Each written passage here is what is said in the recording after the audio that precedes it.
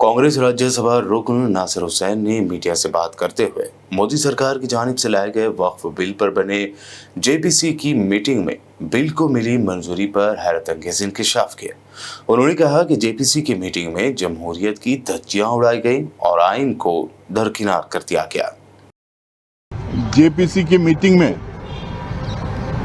लोकतंत्र के धज्जियां उड़ाए गए, संविधान को बरकरार रखा किया गया और जिस तरह से जेपीसी के चेयरमैन आज की जो मीटिंग, आज की जो प्रोसीडिंग चला रहे थे, इससे एकदम साफ था कि सरकार को संविधान से कुछ लेना देना नहीं है, जेपीसी से कुछ लेना देना नहीं है, जिसको हम मिनी पार्लियामेंट कहते हैं, पार्लियामेंट्री प्रोसीजर से कुछ लेना देना नहीं है, अपनी मनमानी चलाना है। इसीलिए हम बार बार कह रहे थे 2024 के चुनाव के आसपास कि ये सरकार को अगर 400 से ज्यादा सीटें मिले तो ये संविधान बदलने का काम करेगी।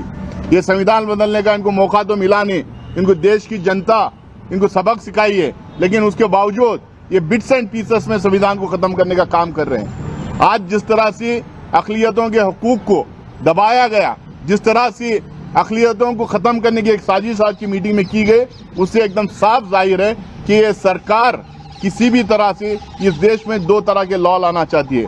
उसमें एक उन लोगों के लिए जो अक्सरियत में है, एक लॉ उनके लिए जो अक़लियतों में जो मेजॉरिटी में है, ये उनके लिए जो माइनॉरिटी में है। इससे एकदम साफ जाहिर हो रहा था जिस तरह से प्रोसीजर्स को बाईपास कर रहे थे। हम बार बार कह रहे थे कि 7-8 जो स्टेप्स हैं प्रोसीजर्स के, जो फाइनलाइजेशन ऑफ द रिपोर्ट में, उसको सारे प्रोसीजर्स को फॉलो करना चाहिए। हम बार बार ये कह रहे थे कि इसमें डिटेल डिस्कशन होना चाहिए, लेकिन जिस तरह से राजा साहब ने बताया कि उनके लिए complete disregard to the parliamentary procedures, आज उन्होंने आज का सेशन चलाया, आज की मीटिंग उन्होंने चलाई है। जैसा राजा साहब ने कहा, 95% जो स्टेक होल्डर्स आए थे, जो विटनेसेस बन के आए थे, वो इस बिल के खिलाफ उन्होंने अपनी बात रखी, ये बिल का विरोध करके उन्होंने गया है।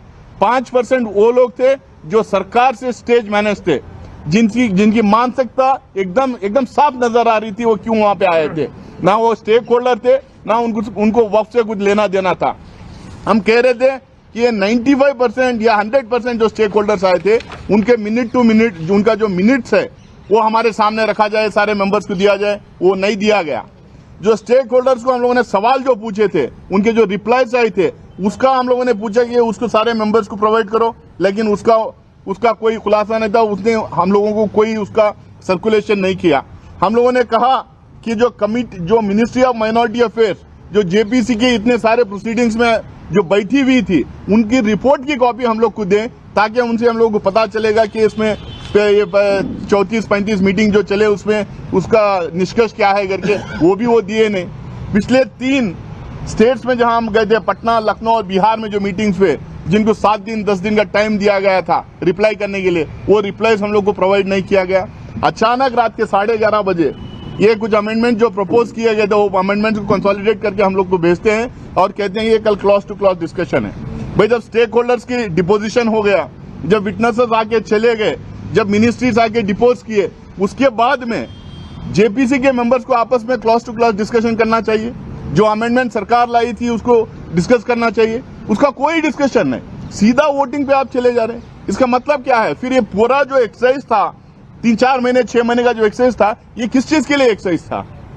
अगर हम क्लॉज टू क्लॉज डिस्कशन नहीं करेंगे, जैसा परसों मैं आपको बता रहा था 3 दिन पहले यहीं पर, हमारे इतने इसमें लॉस हैं जो स्टेट ने एनाक्ट किया है, जितने अलग अलग स्टेट में लैंड को लेके है, लैंड रिफॉर्म्स को लेके, लैंड सीलिंग एक्ट्स आके हैं, इनाम अबॉलिशन है, जागीरदार अबॉलिशन है, ये कई उसमें लैंड को लेके कई लॉस हैं। और ये लॉस जो है टाइम टू टाइम जो सुप्रीम कोर्ट और हाई कोर्ट के जो जजमेंट्स आए हैं, वक्फ को लेके, एंडोमेंट को लेके, लैंड को लेके जो जजमेंट्स आए, वो they are conflicting with each other. हम कह रहे हैं कि इसको हम लोग को स्टडी करना चाहिए, हम कह रहे हैं पैरिटी होना चाहिए, हम कह रहे हैं एंडोमेंट एक्ट में क्या प्रोविजंस है, वक्फ एक्ट में क्या प्रोविजंस है, उसको कंपेयर करके देखिए। हिंदुस्तान में हर मजहब के जो रिलीजियस सेंटर्स हैं, उसको गवर्न करने के लिए, उसको एडमिनिस्टर करने के लिए एक तरह के लॉस अगर हो सकते हैं तो बनाना चाहिए हम लोग को, उसमें हमें कोई प्रॉब्लम नहीं है। लेकिन आप एकदम साफ इसमें दिखाई दे रहा है कि वहां पे एंडोमेंट, मुजराई डिपार्टमेंट के लिए अलग लॉस है, वक्फ के लिए अलग लॉस बनाए गए हैं। यहाँ पे हम लोग को ना बोलने दिया गया, ना हमारे अमेंडमेंट्स के ऊपर बात रखने दी गई।